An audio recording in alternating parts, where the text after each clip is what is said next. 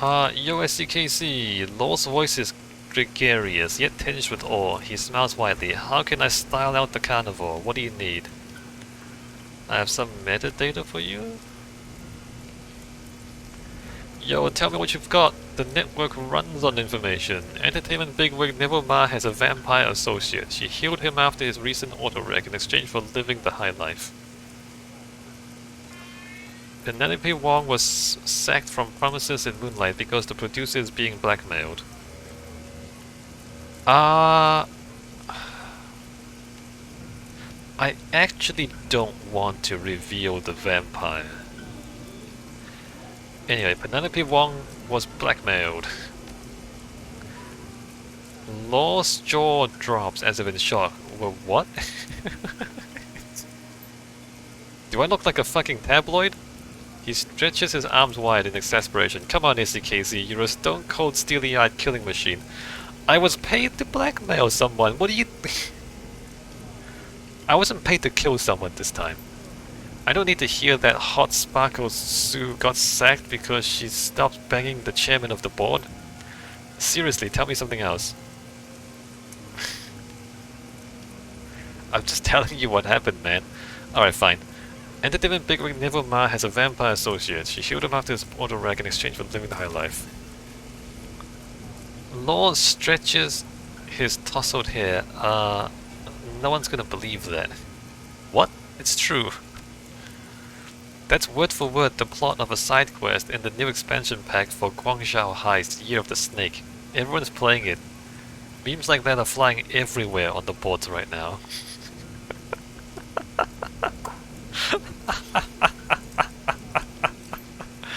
I mean, I believe you, SCKC, because you're legit, but no one else will. Here, I'll still hook you up. I guess reality is as strange as fiction. Let's see what I've got for you. Grab a program. Here's my surplus stack. Check this shit out. I don't want your stuff. Give me some money. 200 bucks. I'll build this as data expense. Information is money. Boom. Alright, great. You know, I do have the option. I do have the option to buy better things from my teammates. Not that I can afford anything, right?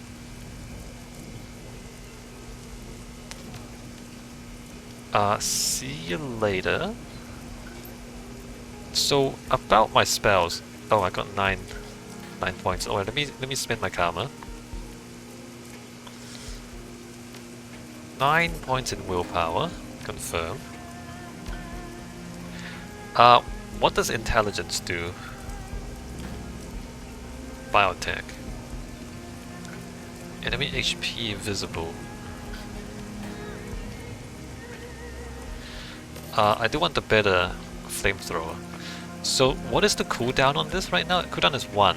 Okay, but if I'm standing on a dragon line, the cooldown is 0. Also, that's 20 damage. This is 13 damage. This is 12 damage. Like, if I'm gonna use this, I might as well use this. Except that this is more accurate. Have you noticed that the flamethrowers are much more accurate than everything else? I don't know why you'd use anything other than flamethrower.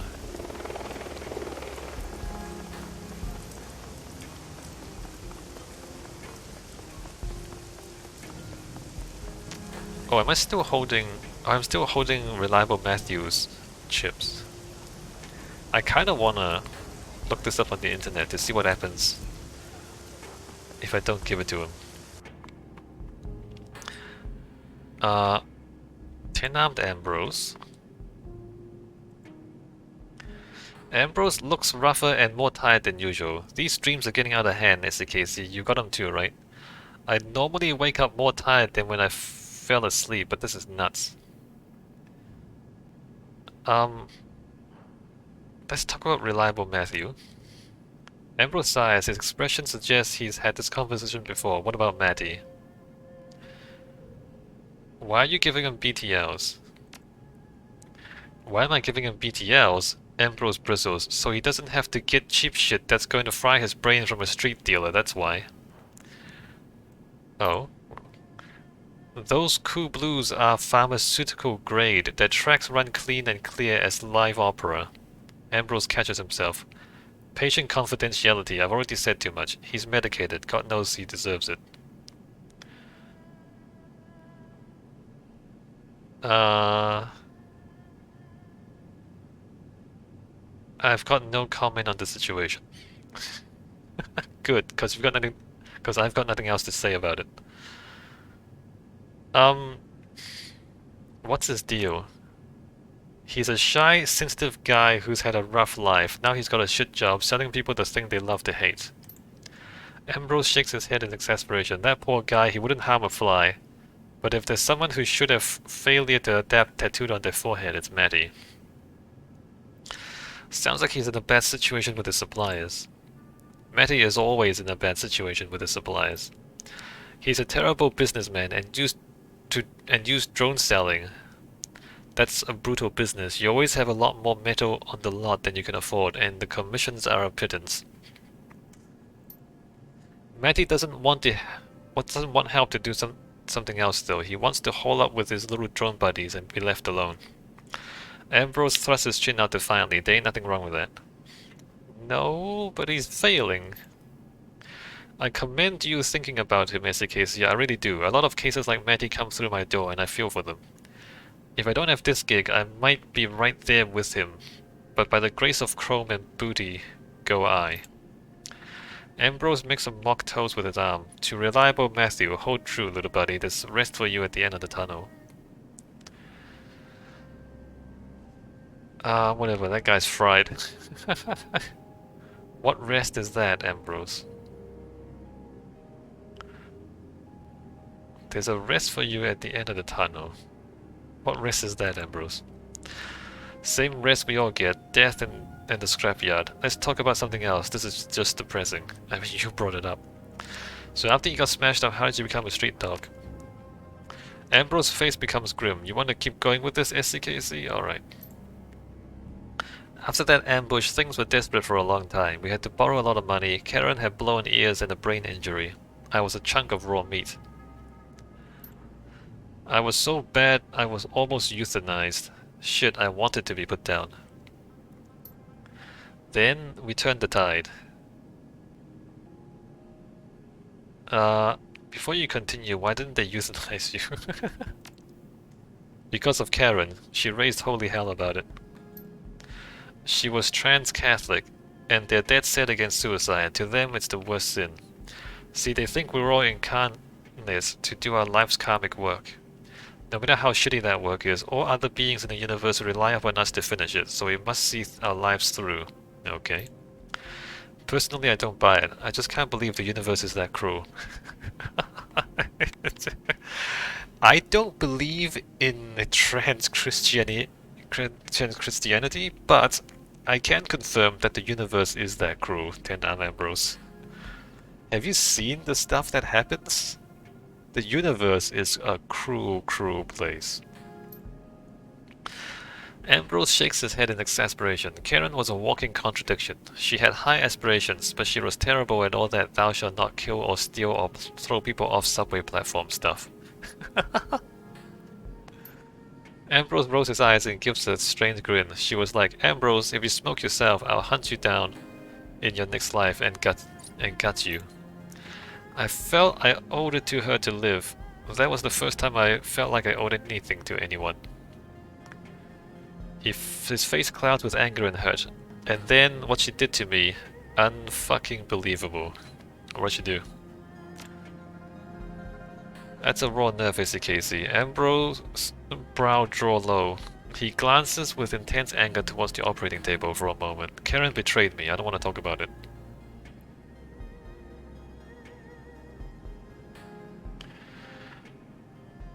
How'd you turn the tide? Land the plane, Ambrose. I'm in a hurry. Our hall had a really high-grade medical program in it, and I figured out a wild clutch to run it on my cyber. We borrowed a bunch of money from Kindly and the Ka-Fi tribe to set up Chrome Alley. The rest is history. I thought we'd make a killing. Oh, so the job that you almost died on, you basically died on. You stole some high-grade medical software and then you set up a, a clinic using what you stole? The rest is history. I thought we'd make a killing. He looks proudly around at the medical clinic car machine shop. Maybe it's not a killing, but it's turned out to be a pretty good life. Yeah. Do you worry about the program's owners coming after you? Hey, I worry about a lot of people coming after me. Nobody ever really gets out of the shadows, but my trail is cold. I've had this thing for 5 years now. Ripshot is dead. 10-armed Ambrose lives here now. Alright, time for me to go. Cheers, SCKC. Talk to you later. You know what? I know I'm just assuming that I don't want to get any of this stuff. Is there anything that doesn't cost any essence? I mean, like, 0.3 essence is not very much. Cyberware Infinity 1. Wait. You need a skill to get this stuff? Oh, you need to actually spend karma? 1.3 essence. 1.3 essence, 0.5. You can't get this stuff unless you have the right skills for them. Fascinating. Anyway, everything costs essence. There's no such thing as a cyberware that doesn't cost essence. Alright. See you later.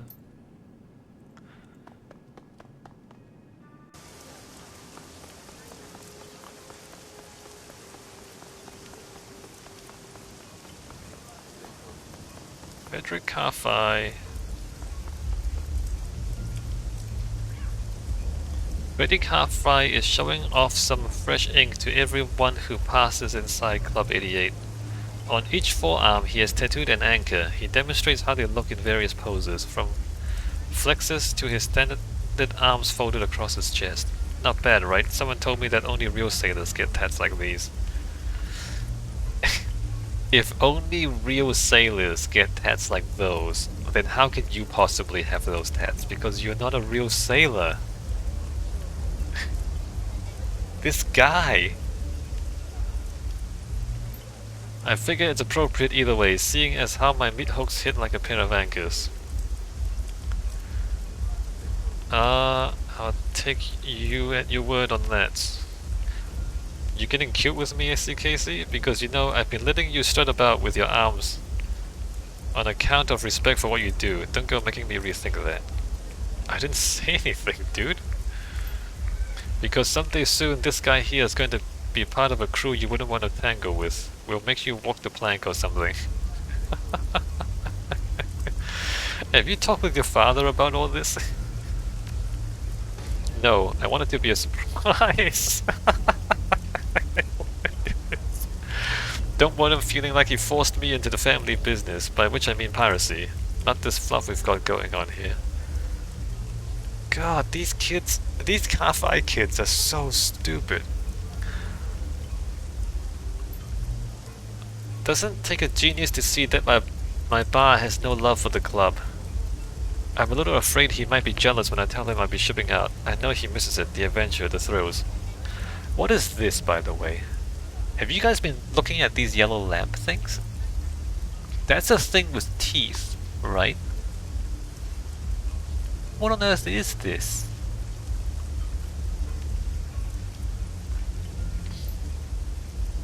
I can picture it all, unfurling the black sails, running up the skull and crossbones, chasing down a fleeing ship, and then swinging across to plunder her hold. Oh, what? That's not how real pirates work.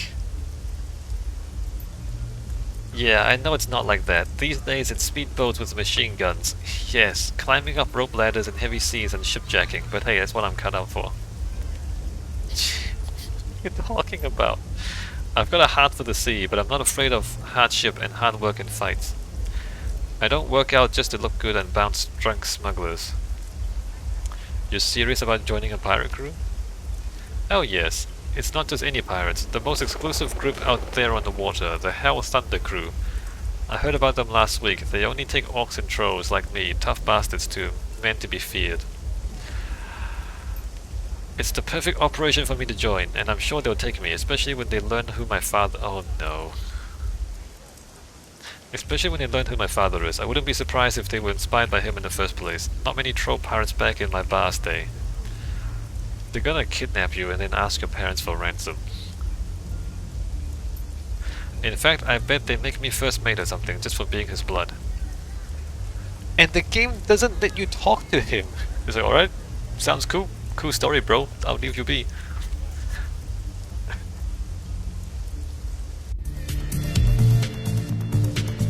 Brent Shirkley?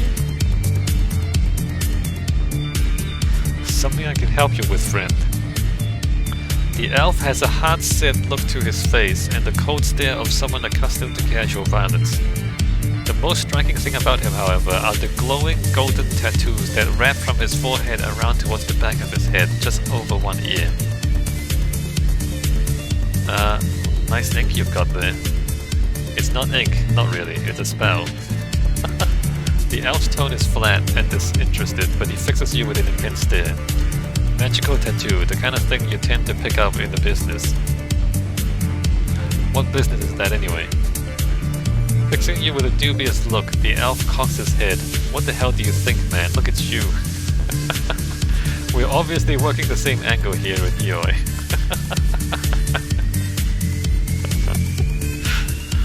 The name's Brent Shirkley. He doesn't extend a hand but nods at you in greeting. I'm a mage, one of the best in this hemisphere in fact. Nice to meet you, I'm SKC. Good to know you. You need anyone to pick up the magical slack on your team, you can find me here. What's your specialty as a mage? What kind of bullshit question is that? Are you interviewing me for a job renting tuxedos or something? Brent snorts and hunches over the table on one elbow. Magic is about power. You can dress it up however you like, but that's the core of what it is. I've met a lot of magicians that talk about being spiritually in tune with the universe or reaching a higher state of enlightenment. It's all crap. You focus your will to enact a change in the universe. The stronger your will, the bigger the change. Calling it anything else is just window dressing. That's why I bring the big guns. Fire, lightning, raw force. My will is stronger than steel or Kevlar or stone. A good mage knows exactly how far they can push themselves and they ride that limit. It's not the blessing of a totem or idol, but their own skill at knowing their limits, just like an athlete. I agree. Magic is a skill, not a religion. Exactly. Religion is a way of explaining the universe in a way the faithful understand. Magic is about speaking the universe in words it can't ignore. If higher powers were required to work magic, then I'd be as out of luck as the local stuffer shack clerk. Oh, that's it? Alright, that's not it, but it just kicks you out. Why don't you use a street name? Brent shrugs, one corner of his mouth curling up in a wry smile. Before I started running, I was too young to know better. By the time it mattered, I was too good for anyone to do anything about it. Since I'm sinless, it's not like any of the megas can attach meaningful information to the name. It's just as meaningless as any street name in terms of tracking me. Besides, street names have always struck me as a little ridiculous. You're gonna call yourself something that sounds like a Teenage Matrix handle. And that shows you're serious, please. I wouldn't be able to look at myself in the mirror if I called myself something like Blackheart, Silverhand, or Adareo. It's just ridiculous. What? Oh wait, Adareo? Brent Shirkley is a name that's mine. I've owned it my whole life. Why change it now? What's with the magical tattoo? Oh, this? Brent lifts two fingers, running them across his forehead towards the tip of his ear. Got this done in Yokohama a few years back. An old crewmate's brother is a tattoo artist out there, specializing in cooking spells. You put this kind of ink in, it's like getting a spell cast on you for good. A ward will knock it down just like normal, but you never have to recast the spell, it just slowly regenerates. A nice alternative to cyberware. Hey, that's great, can I get one of those? So what spell does it hold? Kinda prosaic, but I'm really allergic to pollution. Intensely. The developed it during a stint in Kolkata a few years back. Something about all the crap they pump into the air just wrecked my lungs. I couldn't keep up on the job, so this spell alleviates the allergies. Not as flashy as mind reading or something, but still useful. Alright, talk to you later, Brent. You can tattoo spells and it's just permanent?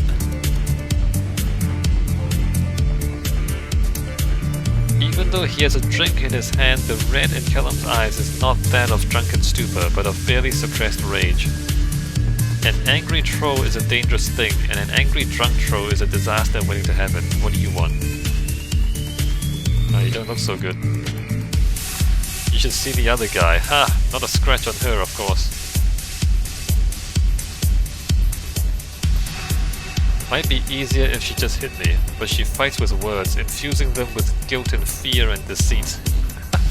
She gets in your head. It's no wonder I'm having such twisted dreams. Problem with your mother? Asking that is like asking for my life story, but the short version is that my parents have been actively working against me since I was old enough to think for myself. But this time it goes beyond discouragement. It's a new low, no other word for it but sabotage. Why are these guys so childish? Are they like 12? Whoever my would-be patron is, he works for Baihu. Same corp my mother used to work for. Not sure why she quit, but it must have been an ugly break for her to be acting this way. To think she'd be so spiteful that she'd deny her own son a future because of it. You don't know anything, do you? Always thought she just wanted me home, working as a wage slave in her own house. Turns out the bitch just can't stand the thought of me succeeding where she failed.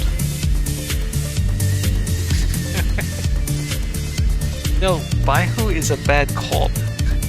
She left because they were bad people. Dream, question mark. Messed up dream, same one, actually, over and over. I'm lying on a long dining table, like you'd find in a rich man's house, real wood, polished, and set with all the finery. But there I am, right in the middle of it all, like the main course. Oh, you are the main course. I hear whispers all around me, women's voices. Then one of them approaches, and I see that it's my mother. She doesn't even look me in the eye, she just sees me like an object, some kind of thing. And then she cuts into me. I don't feel any pain, I suppose I'm dead, but I scream anyway. I scream because of the look on her face when she starts to eat the hunk of me she carved off. Her teeth are terrifying. This dream thing is great. Then another woman approaches, and it's my mother again. They all are, and they all start devouring me bit by bit until there's nothing left. Great! Alright, I'll leave you be.